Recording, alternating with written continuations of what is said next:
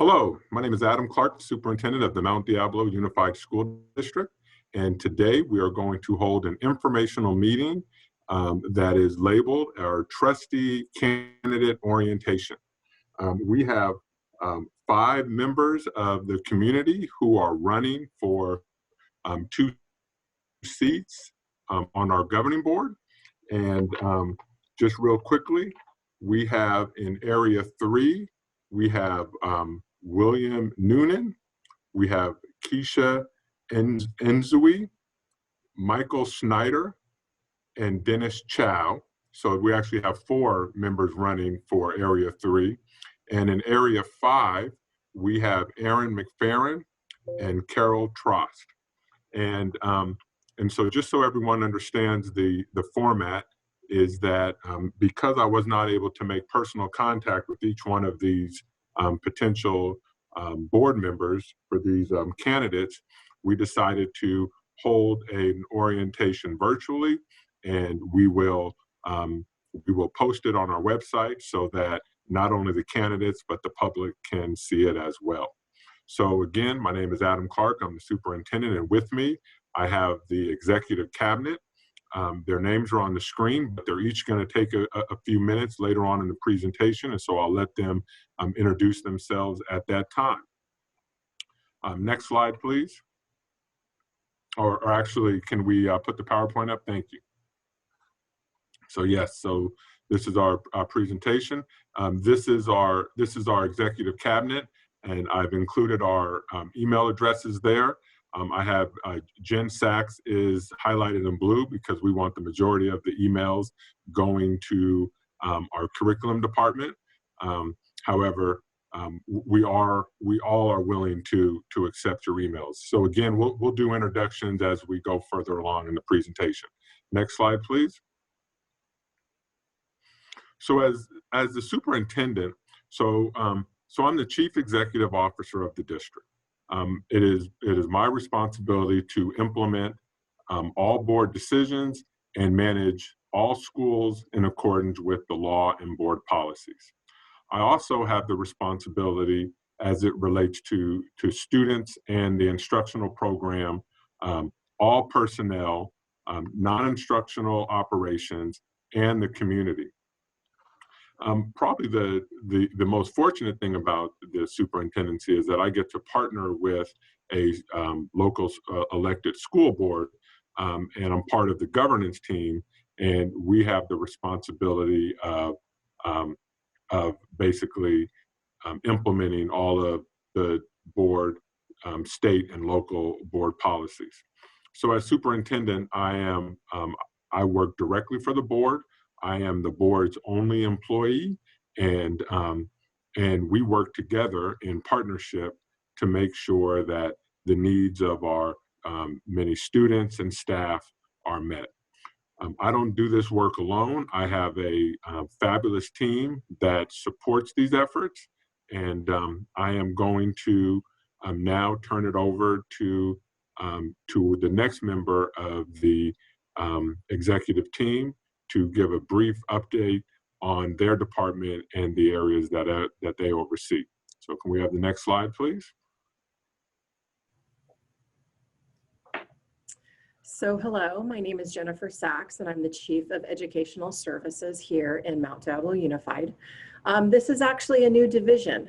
In the past, school support was a separate division than instructional support, and just recently educational services was created in order to be the umbrella over both of those areas. School support includes support of 28 elementary schools, 2 TK through 8 schools, 9 middle schools, 5 comprehensive high schools, 1 alternative continuation school, 5 very small continuation high schools, as well as an adult education department. The adult education department is actually one which has some very specific and exciting programs, including everything from certification programs for things such as dental assistants, medical assistants, EMT, surgical tech, but they also provide support for adults with disabilities, as well as GED, high school equivalency, and adult basic education programs. So it's quite robust. In addition to site support, we also have curriculum and instruction. And within that area, there are 2 curriculum specialists that work with a group of coaches in order to ensure that we have scope and sequences for our core content areas, that we have strong instructional practices, and now that we have a very robust platform by which we support our full distance learning program with. In addition, we have an assessment, research and evaluation department, which oversees everything having to do with formative as well as summative testing. They also support a bit of the CalPADS data management system to ensure our data is clean and properly reported to the state of California. Our English learner and dual language department supports roughly about 7,600 emerging bilingual students. Dual language sites, roughly about 7 across the district, K through 8.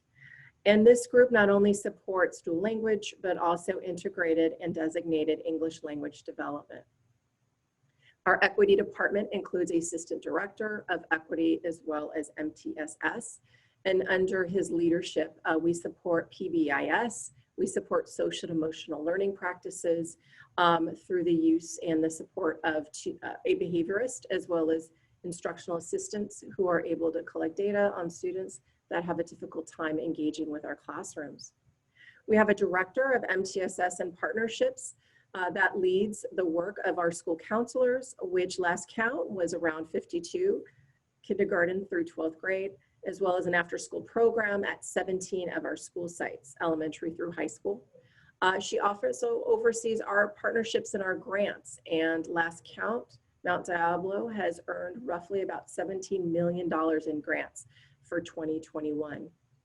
Mount Diablo is now recreating coaching positions in order to support a teacher induction and support program to support our first and second year teachers as they work through their preliminary credential program. Last count, we actually had 77 first and second year teachers that we're going to be currently supporting. We have college and career as well as adult education. And with college and career, that includes partnerships with many businesses in order to ensure that our pathways and our academies at our high school level are robust and really focused on our workforce. And lastly, educational services supports state and federal compliance. We receive Title I, Title II, Title III, Title IV dollars, just to name a few. And we currently have 18 elementary through high school sites that currently are identified as school-wide Title I programs. All of these departments, as well as the other divisions within Mount Diablo, work very, very closely together in order to ensure that we have very comprehensive and aligned instructional programs for our students and supports for our families. Next slide. Great, and so now we're going to introduce our Special Education and Student Services Department.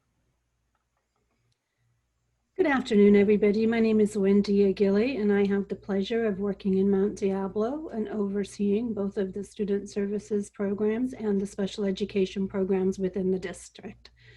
Our focus is always going to be on the student. However, we try to support the student through a variety of means, including working with not only our special education staff, but also our general education staff.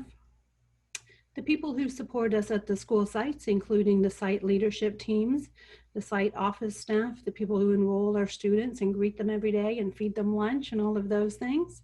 We also want to work closely with our community as we reach out, because we know that we have to keep our students healthy as they're out there. And in order to do that, we want to partner with our community. And of course, our main partners are our parents and guardians of our students, especially during this distance learning phase. Always keeping our eye on the student as the primary focus of our supports. Next slide, please. So the first thing we want to talk about is our Student Services Department. It is a very important department within the district and essentially is responsible for things not curriculum and instruction related. So one of the main tasks that they are charged with is really the attendance. We know that our students need to be learning, and if they need to learn, then they need to be in school. So we need to make sure that that happens, and that is a huge part of the program. Later on, you will see down in our list is that we operate the Student Attendance and Review Board, which tends to be sort of a response when your students are not attending school. However, this year our focus has shifted to a district review team where we're trying to be a little more proactive as we try to overcome a lot of the obstacles that are preventing children from learning, including access to technology and devices and connectivity. So that's part of student services.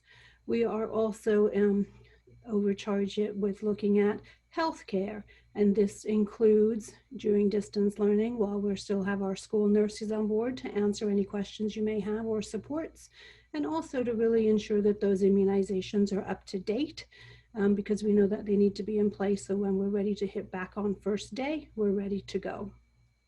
A very large part of student services is our home hospital program, and we actually serve students not only who are on home hospital instruction due to doctor's orders, but also students who are in the hospital located in our district boundaries.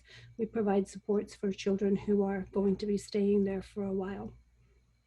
Our district also has a very large Medi-Cal reimbursement program, and then we take those funds for which we are reimbursed for providing some of the services, and obviously we want to go ahead and provide additional services to our students through our early intervention programs and our foster and homeless youth programs. And we go ahead and we work on our students with disabilities on this side too, but not students who are qualifying for individual education plans through special education. But we do want to support everybody who has a disability through our Section 504 plans to make sure that students have the accommodations that they need in order to be successful. Unfortunately, sometimes part of the job of student services is to address student conduct. And while we prefer that our students stay in school, unfortunately, sometimes incidents happen for which there are consequences. And so we want to make sure that those consequences are administered fairly and they're administered equitably and they're administered in such a way that students can have a return to school in a successful manner, hopefully having learned something from the process that's beneficial for them to go forward. Student services also works with student records. So if anybody needs transcripts or student cumulative files or any sort of custody orders, that would also come out of student services. And a key function right now at this time of year, soon to be starting in mid-October, if you can believe it, is the school transfer process. And that is a process that happens all year long in our intra-district process, in which students who are residents of the district elect to attend a different school in our district, or also our inter-district process by which students transfer in and out of Mount Diablo schools. We also have our tobacco use prevention education program, and obviously we want to make sure our lungs are as healthy as possible, not just now, but for always. So we go ahead and continue that work throughout the year. And a large part of student services is school linked services, which provide services to our foster youth and homeless youth. And those services are really about connecting them to school, making sure that there's no delay in enrollment, especially as they move in and out of our district. Also making sure that the students who are eligible for alternative graduation requirements are afforded those accommodations, and making sure that they have a seamless transition to school in order to increase the graduation rate for that population of students. And finally, with this month being Suicide Prevention Month, we wanted to also note that student services plays a key role in that, and sharing information and making sure that sites have information available to them and have a clear process in place that they know where to go when they have a student who's in need. Next slide, please. And then we also have on the other side of our house, we have the special education part, and that is where students qualify for services through any one of 13 eligibility categories and also demonstrate a need for specialized services. As we are a single district SELPA, we serve around 4,200 students within our special education programs. Most of those students, around 80% of them, do spend a good portion of their day in our general education programs, which is why it's important that we reach across and we work with our gen ed staff. In addition to the schools that Ms. Sachs mentioned, we also have students placed in a variety of non-public schools, both in the area and out of the area. We work with our state schools for the deaf and blind state schools. And finally, we have a very small number of students in residential programs. However, within our district, we have multiple continuums of programs, including specialized programs for students on the autism spectrum, for students who are deaf and hard of hearing, for students who have social, emotional, behavioral needs, and also students with orthopedic impairments. Our youngest student at the moment is 3 months old, and our students stay with us frequently until they are 22 years old and they age out of our Young Youth Transition Bridge program with a set of life skills. Our main goal, however, is to go ahead and get them ready for their next, whatever that next may be for each individual student. We offer a wide variety of related services as listed on the slide. And another part of our program is that we really do try to focus on developing partnerships with our families and to try to work in agreement with them. And as such, we do have a very good alternative dispute resolution for when such disputes do occur. But in the meantime, we also hope that our parents work with our parent liaison, who is very happy to answer questions, provide information, and help parents navigate through the special education process. Next slide, please.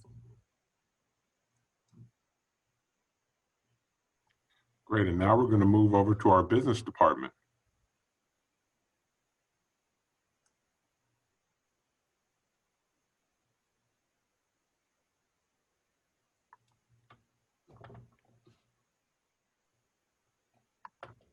And she's muted, but we're, there we go. I always sound so much better when I'm muted. Hello, everyone. My name is Lisa Gonzalez, and I'm the Chief Business Officer here in the Mount Diablo Unified School District. And we have many different sub-departments, if you will, that comprise our Business Services Department.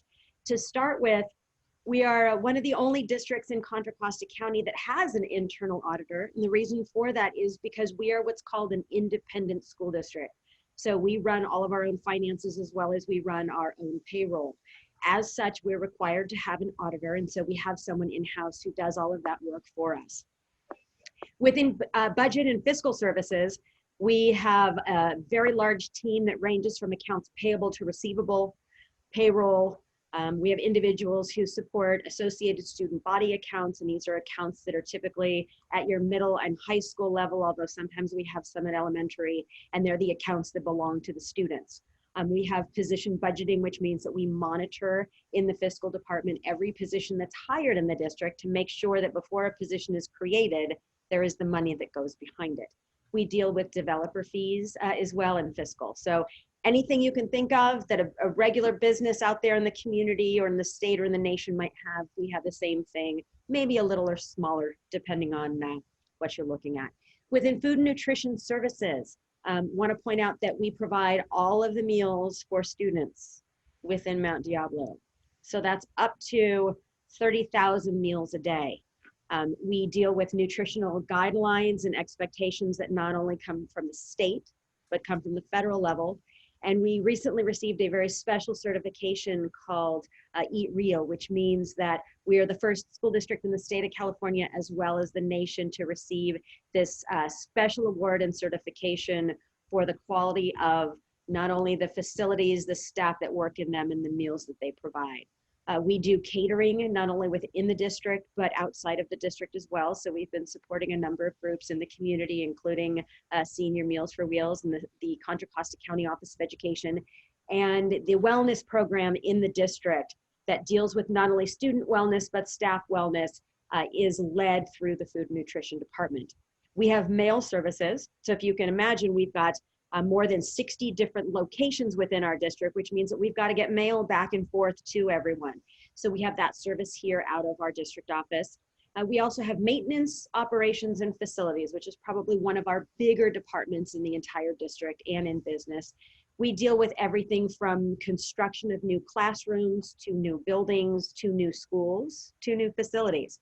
We have custodial, landscaping, we've got grounds crew, we deal with environmental safety issues, whether it is building, whether it is the pesticides that we might use, and we really focus on what is environmentally appropriate and safe for students and staff, as well as the community. We deal with permitting processes if anybody wants to use our facilities, and we do have 24-hour security to take care of all the facilities in the district. We also have bond and capital improvements. So any of the bond measures that have taken place within the district, it is monitored from this department. We have citizen bond oversight groups that follow all of those measures as well, A, C, and J. When we move into purchasing and warehouse, if you think about it, we're supporting more than 60 sites, more than 30,000 students, and over 3,700 employees every day, which means that we have a lot that we need to purchase. And what we do is we do as much of that as we possibly can with buyers and in bulk, because it's a way that we're able to be good stewards of taxpayer dollars. So we put out bids for large and for small projects. We deal with e-waste, which is the recycling of technology components. We have support for contracts, so any contract that we are either expected to sign or that we want to hire someone for, we've got experts in our purchasing department to make sure that we're protecting the district, the staff, and the students. We deal with procurement and purchasing, and we provide support to every single school and every single department within the district. When it comes to technology, which seems to be a real hot topic these days, the technology department is not only supporting students and sort of that use at the very top for learning, but all the way across the spectrum to all the adults that are in it. And quite honestly, we're now doing an awful lot of support for families at home. So the technology department works on everything from infrastructure to supporting all of our business systems to manage human resources and purchasing and fiscal. It manages and supports our servers. It deals with any staff use issues that we have of technology, as well as the training that goes behind that. It works on connectivity, not only at school sites, but with individual students and now with hotspots at home. And we also have a print shop. And the reason we have a print shop is because we are producing millions and millions of pages of documentation every year. It's not always possible to go paperless, and often students or staff need to be working on specific documents. And one of our adoptions, including our elementary school math adoption, is a paper-based product right now that if we run everything in-house in our print shop, rather than purchasing the consumable items and workbooks that students need, we're actually able to save over $1 million a year.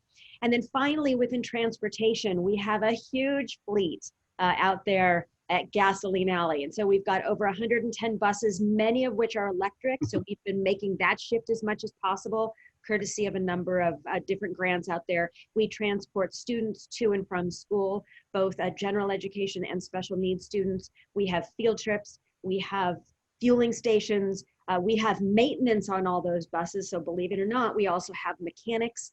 We've got specialized individuals who are able to provide training for our drivers, because they need to be certified every single year and then recertified during the year, as well as all of the maintenance that goes with that, which I've already said if you're following along. So there's an awful lot going on in the business department, but at this point, I'm going to toss it to the next group. Great. Thank you. If we could have the next slide, and we're going to now talk about human resources. Hi, everybody. My name is John Rubio, and happy to be with you today. In human resources, as you can see, one of the first things we have on our list, and one of the most important things we do, is we work with our bargaining groups and labor relations and contract negotiations. We spend a lot of time trying to keep a good, positive relationship with our bargaining units. We also deal with recruiting and the hiring process and interviews, which includes how we market and look for new employees, and the interview process, credentials, which oftentimes will involve a credential analysis, or making sure people are matched up correctly to the types of positions they're working in. And we'll also do transcript analysis as new employees come in, and we look and have to review carefully their university records to make sure they're placed correctly on the salary schedule.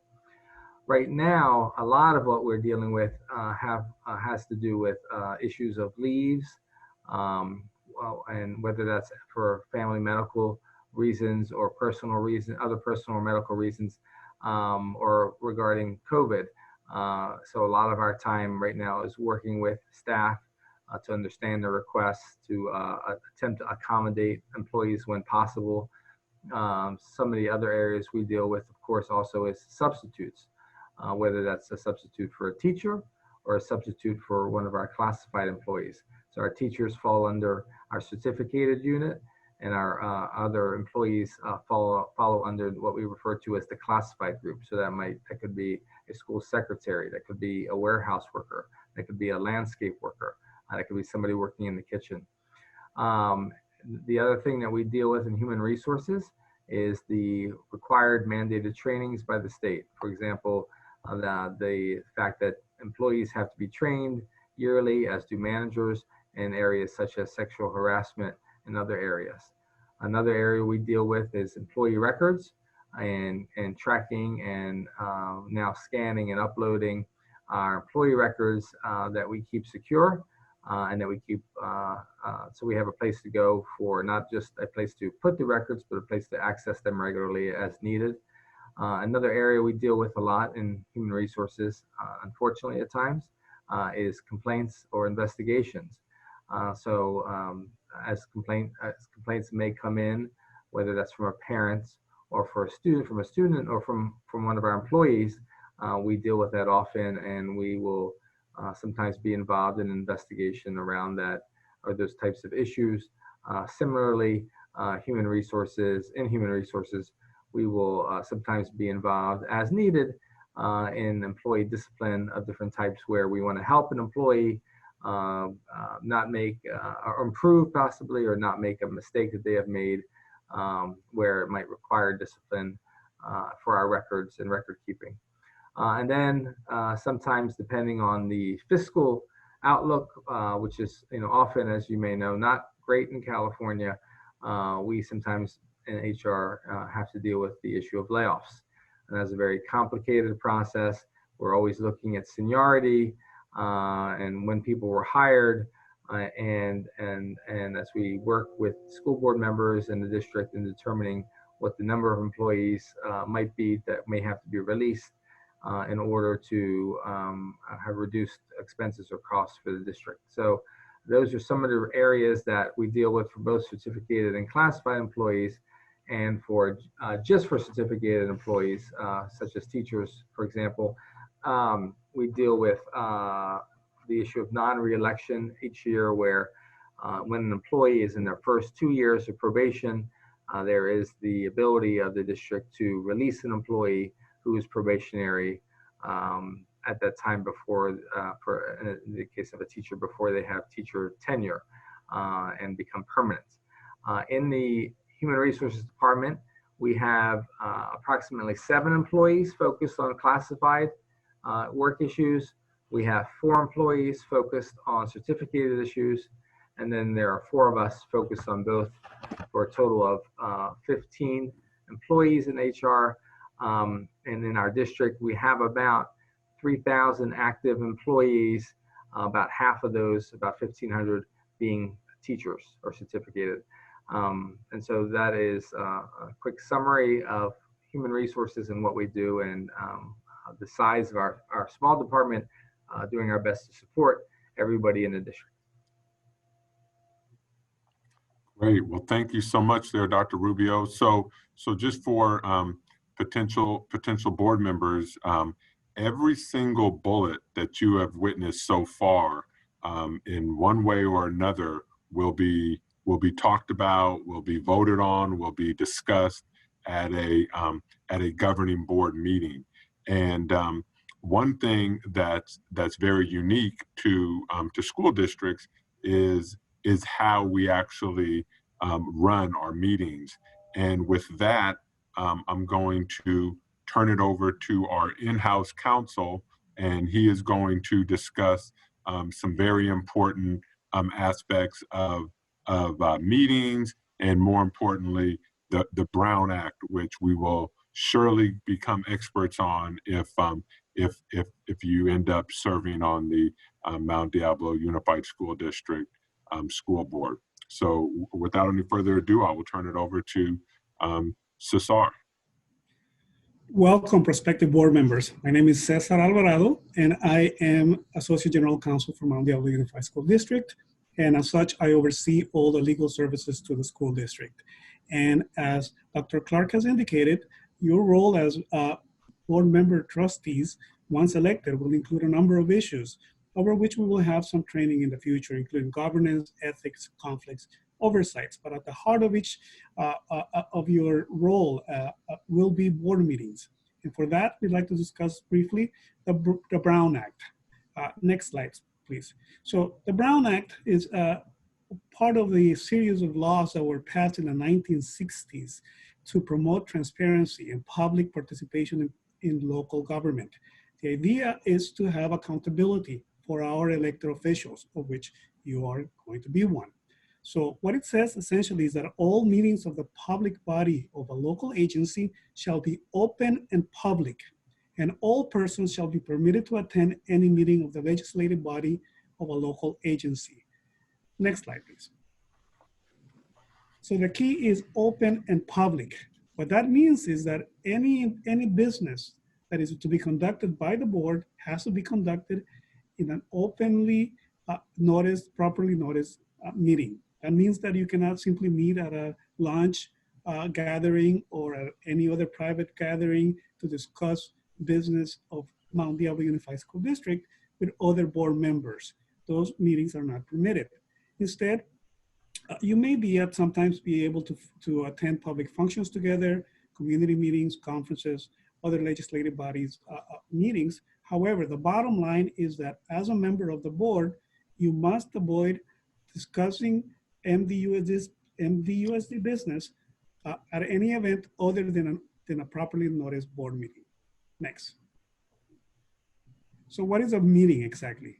A meeting is a gathering of a majority of members to hear or discuss any district business or potential business. A meeting does not have to involve action. Any meeting or any gathering where there is any discussion at all of whether information or any other discussion at all regarding the business of Mount Diablo Unified School District must be open and must be public. So there are three types of regularly noticed meetings. Number one, we have a regular meeting, which in our case for our board is every other Monday, twice a month. Those are set in the bylaws. And for which you have to provide notice to the public so that the public may attend and offer public comment and participate in the discussion as well. So we need for regular meetings to provide 72 hours notice.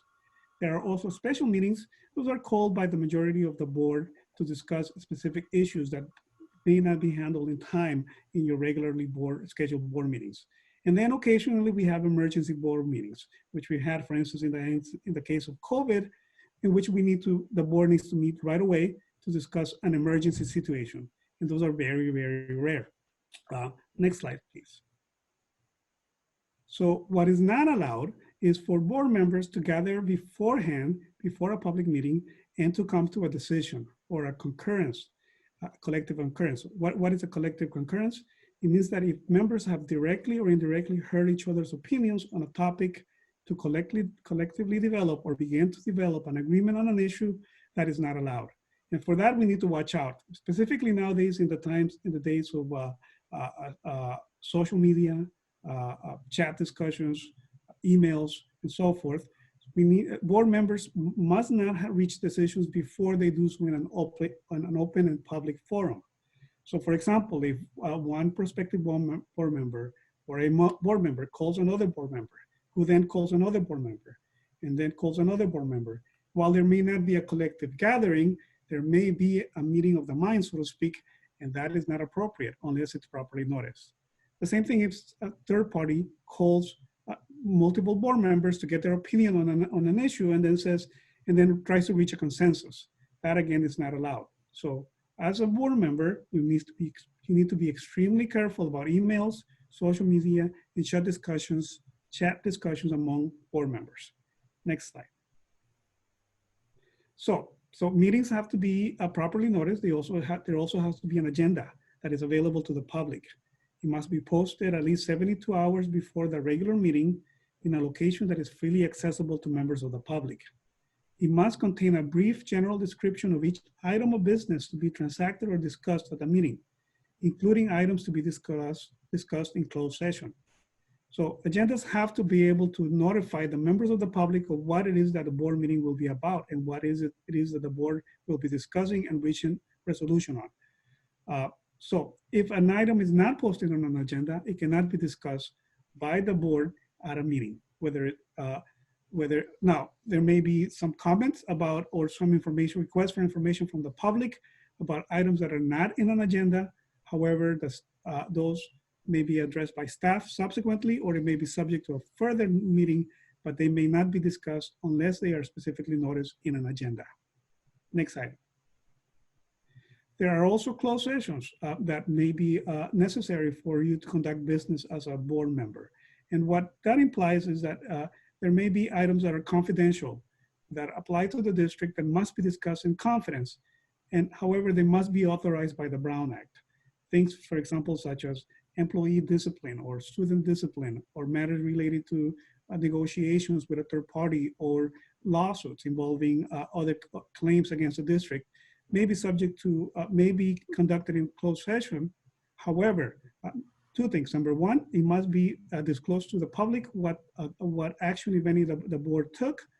And two, it is subject to the confidentiality provision so that you must keep those items in confidence for the benefit of the district.